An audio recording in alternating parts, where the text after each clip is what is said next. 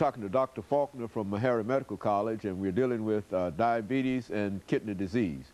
One of the real issues dealing with kidney disease and diabetes, Dr. Faulkner, as you probably know, is the whole issue of weight control.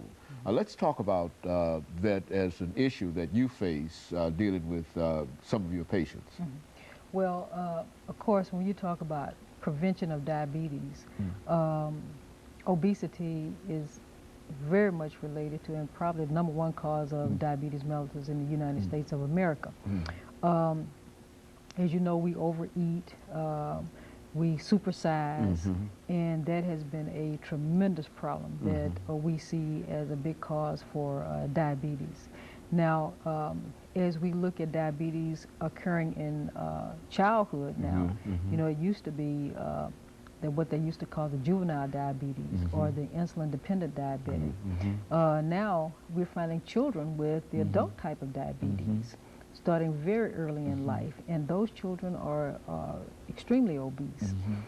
So if we wanted to prevent diabetes, which cost about $92 billion in 2002, if we want to cut that cost, if we want to control diabetes, we can start out early with diet and exercise. And of course, you know, they had cut a lot of the exercise out in the schools, and people don't walk, and people drive everywhere, including myself.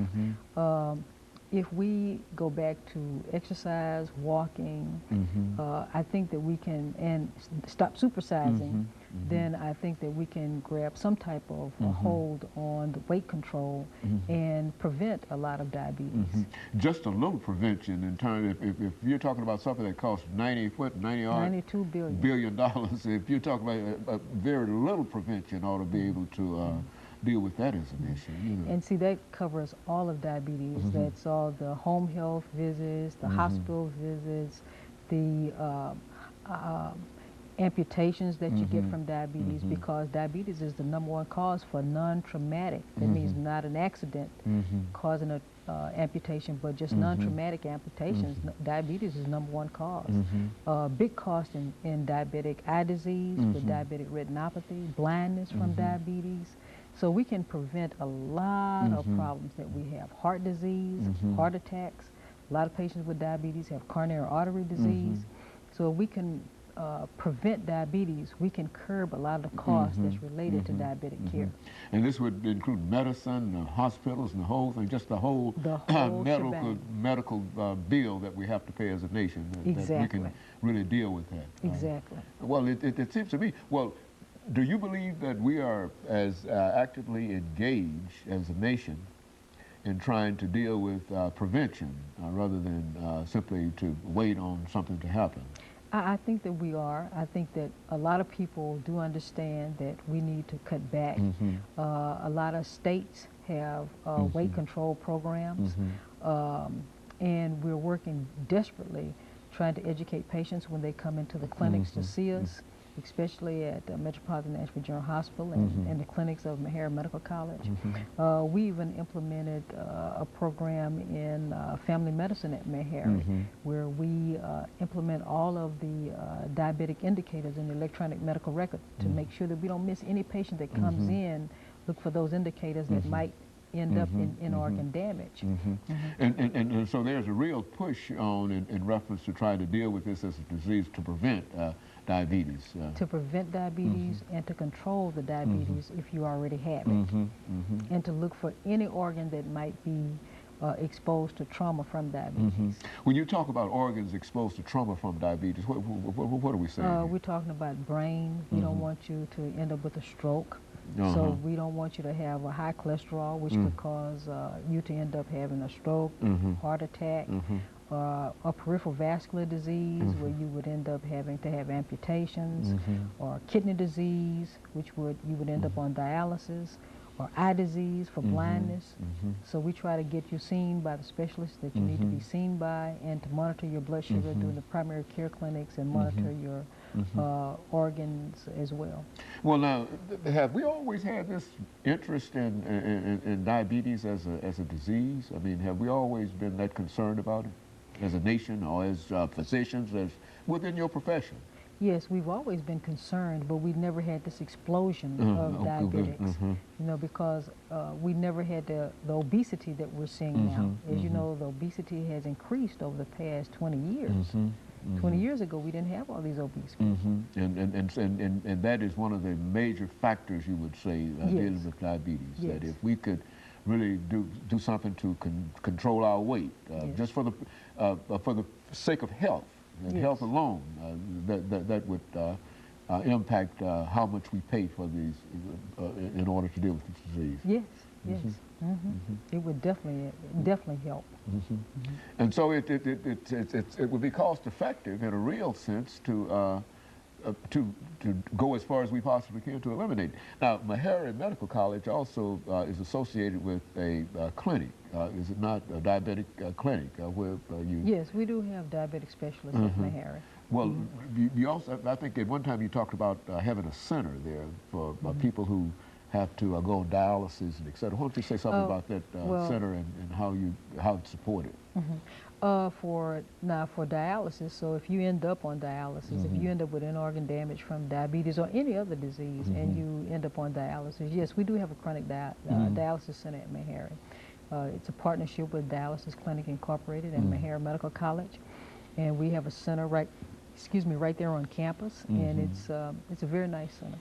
And it's open to people in the general area? Oh, yes. It's open to anybody who would like to come in, or is there some kind of special kind of health insurance that they have to have in order to take advantage of the... Yes, all patients must have some form of coverage to be in the center. The state does not pick up coverage unless you're under TennCare, okay, and the federal government picks up your coverage if you're under Medicare. But the cost of dialysis for a person to pay for it out of their own pocket is tremendous, so that's almost impossible to do. So you have to be covered in some form or fashion. You got to have some kind of coverage in order to be served in reference to that. And those individuals who might just so happen not to be covered, they're sort of what? They get covered. There's always something, there's always a stopgap in a real sense. Yeah, if you're a citizen of the United States, then the United States certainly covers you through the state or federal funds. So very good. And so there's a recognition on the part of the government that some individuals, even though, and we often hear people talk about people who don't have health coverage and et cetera, right. But if your health is of such that you really need this in order to survive, that there is always a possibility of somebody coming to your aid. And we have people in place at Metropolitan Nashville General Hospital as well as the dialysis unit to help facilitate that coverage. Very good. So, and so the medical community is doing almost as much as they can possibly do in terms of trying to curb this disease, but without the assistance of individuals themselves, then there's not that much we can do. Yes, exactly. Is that a correct assessment? Yes. But that if an individual believes that he or she might be drifting toward that there are some things that you've indicated that they can do, because if they don't do these things, then the possibilities of them ending up on dialysis and et cetera is very great. Yes. So is that, yes, it is. It's very great. Very good. And of course, Dr. Faulkner, we've got about a minute and a half before we end this show for today, but do you have any final comments that you'd like to make in reference to some of the things that we've talked about? Well, you know, I think that we should watch our weight. We should exercise more. We shouldn't supersize. We should watch the fast foods that we eat and try to cut back on them. Eat fresh fruits and vegetables to prevent diabetes. If we have diabetes, then we should certainly monitor our blood sugars very closely. We should visit the doctor regularly. And we should make sure that we get our eyes examined have eye examinations once a year. Make sure we visit a dietitian or get some kind of diabetic counseling at least once a year. So we have things that we should do. We should monitor our cholesterol and our lipid levels once a year. So there are things that we should do, and certainly we should monitor our kidneys every year. And so if an individual is really concerned about his or her health, and they understand the possible outcomes, if they are not conscientious in terms of trying to deal with some of the problems, then it's really up to them. It's very little that you can do as a physician The only thing you can do is deliver the message, but if they don't accept the message, then there's very little that anybody can do. That's right. Okay, well, I appreciate, Dr. Faulkner, the information that you've given us. Again, I believe that it is an excellent piece of information. And let me encourage our audience to tune in again next week for another informative edition of Comments. Thank you and good morning.